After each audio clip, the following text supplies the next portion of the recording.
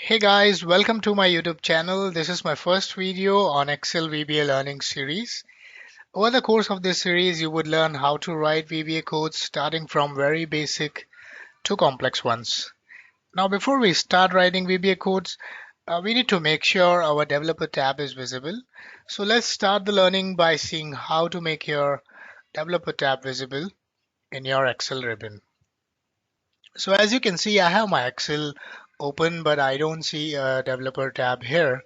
So what you can do is quickly right click here and click on customize the ribbon.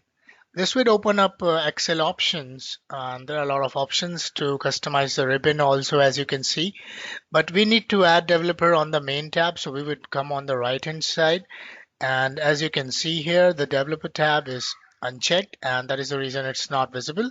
So we will simply click on it and press OK.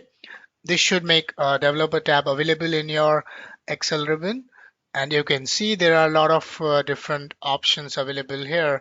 So in the next video, we are going to learn a lot about all these.